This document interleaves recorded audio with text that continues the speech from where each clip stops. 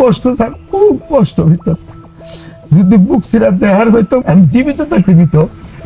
আমার বড় ভাইরে দেখাইছে বাংলাদেশের সরকার, আমি মারা গেছি।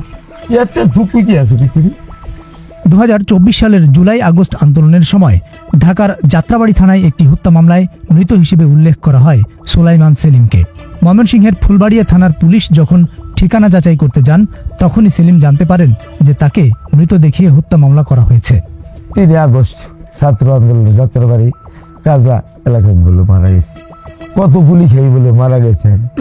আপনি যে সেই সেলিম, এটা নিশ্চিত আপনি? হ্যাঁ নিশ্চিত। যে মাঝখানে যদি মেরে হাত পুলিশ জানার লাগে, তার তো আমি সবাই লাচি তার তো। গত বছর 31 আগস্ট ওই মামলাটি করেন সেলিমের আপন ভাই মোস্তফা কামাল। সাক্ষী হিসেবে থাকা দুজনের নামও তার আরও 2 ভাইয়ের সঙ্গে মিলে যায়।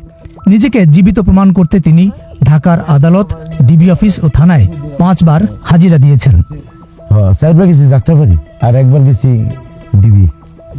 হ্যাঁ ও 2 বার সিএম পুলিশ নিয়ে গেছে। আমরা এই মামলাটা করছে শুধু আমাকে মারার জন্য। যদি আর মাঝখানে আমার বাইরে বলতে পারতো, তাহলে এরা ওই জাগরে আসামি করছিল 41 জন, অজ্ঞাত 150 জন, তারা অযথা জেল খাটতো। মিস্টার সেলিম জানান তিনি প্রাণ ভয়ে দিন কাটাচ্ছেন। ফুলবাড়িয়ার ধামরে এই ঘটনা চাঞ্চল্য ছড়িয়েছে। জুলাই আন্দোলনকে ব্যবহার করে এমন হত্যা মামলা নিয়ে তৈরি হয়েছে ক্ষোভ। জিত আছে আরেক জায়গায়, শত্রুতা আছে আরেক জায়গায়, কিন্তু এইখানে দেখাবে, এটা তো ঠিক না। এই ছাত্র আন্দোলনে দেখাবে বা এইখানে দেখাবে, সবগুলাই সঠিকটা যেন হয়। যাত্রাবাড়ি থানার ওই মামলার প্রধান আসামি শেখ হাসিনা। এছাড়া ওবায়দুল কাদের, আসাদুজ্জামান খান কামাল সহ 41 জনের নাম দেয়া হয়েছে।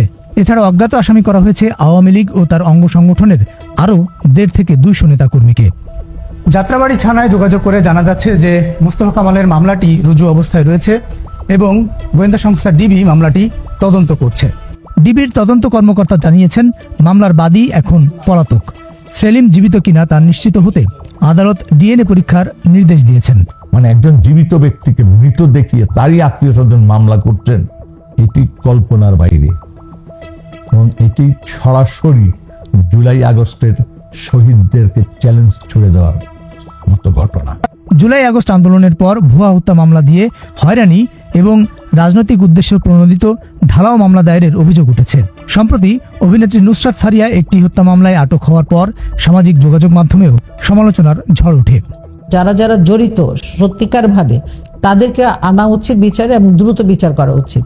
কিন্তু এটা করতে যে এমন কিছু করা উচিত না যেটা অন্যান্য যারা সাধারণ মানুষ, যারা নিরীহ মানুষ, যারা সাথে জড়িত ছিল না, তাদেরকে নিয়ে এসে এক ধরনের ইচ্ছাকৃতভাবে মামলাকে দুর্বল করার যে প্রবণতা, সেই প্রবণতা থেকে যারা করছে তাদেরও বিচার করা উচিত যে তুমি এই কাজটা কেন করতেছো। তাহলে তারা যদি থেমে যাবে, তখন কিন্তু এই ধরনের ঘটনা আর ঘটবে না। এই ধরনের ঘটনা ঘটছে, এটা আমরা আমাদের কাছেও আছে, আমাদের নলেজেও আছে। জুলাই অভ্যুত্থানের পর বাংলাদেশে 1,500-এর মতো মামলা হয়েছে বলে পুলিশ সদর দপ্তর সূত্রে জানিয়েছিল। এর মধ্যে প্রায় 600টি হত্যা মামলা। এসব মামলা তদন্তে মনিটরিং করার কথাও জানিয়েছিল পুলিশ। মানবাধিকার কর্মী এবং আইনজীবীরা বলছেন, উদ্দেশ্যমূলক মামলা ও এ ধরনের মামলার কারণে জনমনে প্রশ্ন তৈরি হবে। হুকুমের আসামি হতে পারে, কিন্তু উপস্থিত থেকে গুলি চালানো বা ইয়ে করা, এই জায়গাটিতেও আমরা দেখছি যে নাম দেওয়া হচ্ছে। দ্বিতীয় হচ্ছে সাংস্কৃতিক কর্মীদের বিরুদ্ধে হত্যা মামলা দেয়া হচ্ছে, ক্রিকেটারদের বিরুদ্ধে হত্যা মামলা দেয়া হচ্ছে, ওই জুলাই আগস্টের সাংবাদিকদের বিরুদ্ধে হত্যা মামলা দেয়া হচ্ছে, তারপরে ব্যবসায়ীদের বিরুদ্ধে ব্যাপক মাত্রায় মানে এই মামলাগুলো দেয়া হচ্ছে। এর ফলে হচ্ছে কি, একটা হচ্ছে মামলা দেওয়ার আগে এক ধরনের চাঁদাবাজি আমরা লক্ষ্য করেছি, যে মামলা তৈরি হচ্ছে, টাকা দাও তাহলে মামলার নাম দেব না। আর একটা হচ্ছে মামলার থেকে নাম প্রত্যাহারের জন্য এই ধরনের চাঁদাবাজি হচ্ছে।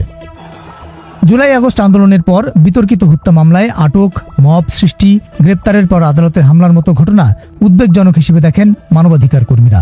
মিথ্যা মামলা দিয়ে হয়রানি বা ধরেন একটা ঘটনার প্রেক্ষিতে কিছু মানুষকে ইচ্ছাকৃত জড়িয়ে দিয়ে হয়রানি, তারপর মব ক্রিয়েট করে সন্ত্রাস তৈরি করে, এগুলি সবই মানবাধিকার লঙ্ঘনের ঘটনা।